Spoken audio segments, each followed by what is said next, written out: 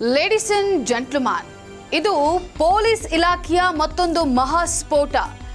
ಜನರ ರಕ್ಷಕನೇ ಭಕ್ಷಕನಾದ್ರೆ ಜನಸಾಮಾನ್ಯರು ನ್ಯಾಯಕ್ಕಾಗಿ ಯಾರ ಬಳಿ ಹೋಗಬೇಕು? ಸದ್ಯ ಇಡೀ ಸಾರ್ವಜನಿಕ ವಲಯವನ್ನ ತೀವ್ರವಾಗಿ ಕಾಡ್ತಾ ಇರುವಂತಹ ಯಕ್ಷ ಪ್ರಶ್ನೆ ಇದು. ಜನರನ್ನ ರಕ್ಷಿಸಬೇಕಾದಂತಹ ಕೈಗಳೇ ಅಪರಾಧ ಚಟುವಟಿಕೆಯಲ್ಲಿ ಭಾಗಿಯಾಗ್ತಾ ಇವೆಯಾ? ಅಂದ್ರೆ ಅಪರಾಧ ಕೃತ್ಯಗಳಿಗೆ ಬ್ರೇಕ್ ಹಾಕಬೇಕಾದಂತ ಇಲಾಖೆಯೇ ಕಾನೂನು ಬಾಹಿರ ಕೃತ್ಯಗಳಲ್ಲಿ ಭಾಗಿನಾ ಅನ್ನುವಂಥ ಅನುಮಾನ ಈಗ ದಟ್ಟವಾಗಿದೆ. ಇಡೀ ಪೊಲೀಸ್ ಇಲಾಖೆಯೇ ಈಗ ಸಾಲು ಸಾಲು ವಿವಾದಗಳ ಸರಣಿಯಲ್ಲಿ ಬಂದು ನಿಂತಿದೆ. ಹಾಗಾದ್ರೆ ಇಲಾಖೆಯ ಮೇಲಿರುವಂತಹ ಆ ಭ್ರಷ್ಟಾಚಾರದ ಗಂಭೀರ ಆರೋಪಗಳಾದ್ರೂ ಏನು? ಈ ಬಗ್ಗೆ ಕಂಪ್ಲೀಟ್ ಡೀಟೇಲ್ಸ್ ಅನ್ನ ನೀಡ್ತೀನಿ. ಎಸ್ ವೀಕ್ಷಕರೇ, ನೆಲ ಜಲ ಭಾಷೆಗಾಗಿ ಪ್ರಾಮಾಣಿಕ ಪತ್ರಿಕೋದ್ಯಮ. ನೀವು ನೋಡ್ತಾ ಇದ್ದೀರಾ ಫೋಕಸ್ ಟಿವಿ. ನಾನು ಪವಿತ್ರ.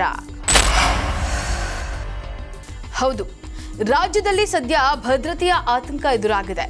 ಇತ್ತೀಚಿನ ದಿನಗಳಲ್ಲಿ ಇಲಾಖೆಯ ಒಳಗಡೆಯಿಂದಲೇ ಕೇಳಿ ಬರ್ತಾ ಇರುವಂತಹ ಆರೋಪಗಳು ಖಾಕಿ ಪಡೆಯ ಘನತೆಗೆ ಕಪ್ಪು ಚುಕ್ಕೆ ಇಟ್ಟಿವೆ.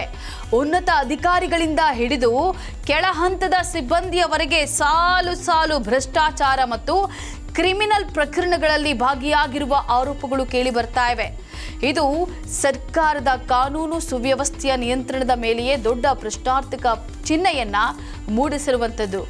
ಅಮಾನತು ಮತ್ತು ಕ್ರಿಮಿನಲ್ ಪ್ರಕರಣಗಳು, ಇಲಾಖೆಯ ವಿರುದ್ಧ ದಾಖಲಾಗ್ತಾ ಇರುವಂತಹ ಪ್ರಕರಣಗಳು ಮತ್ತು ಅಧಿಕಾರಿಗಳ ಸಸ್ಪೆನ್ಷನ್ಸ್ ಸರಣಿಯಾದರೆ, ಇನ್ನು ಭ್ರಷ್ಟಾಚಾರದ ಕದ ತಟ್ಟಿರುವಲ್ಲಿ ಸಾರ್ವಜನಿಕ ಸೇವೆಯ ಹೆಸರಿನಲ್ಲಿ ನಡೀತಾ ಇರುವಂತಹ ಅಕ್ರಮಗಳು ರಾಜಕೀಯ ವಲಯದಲ್ಲೂ ಕೂಡ ಬಿರುಗಾಳಿಯನ್ನು ಎಬ್ಬಿಸಿವೆ. ಸಾರ್ವಜನಿಕರಲ್ಲಿಯೂ ಕೂಡ ಆತಂಕ. ರಕ್ಷಣೆ ನೀಡಬೇಕಾದವರೇ ಅಪರಾಧಗಳಲ್ಲಿ ಭಾಗಿಯಾಗ್ತಿರೋದು ಜನಸಾಮಾನ್ಯರ ನೆಮ್ಮದಿಯನ್ನು ಕೆಡಿಸಿದೆ.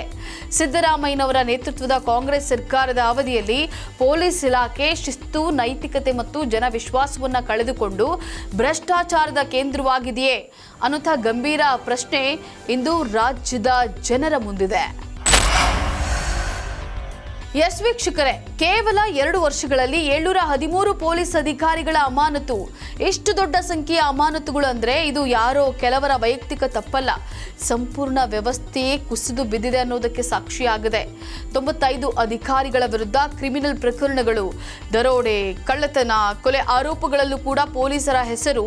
ಇದು ಕೇಳೋದಕ್ಕೂ ನಾಚಿಕೆಯಾಗ್ತಿದೆ.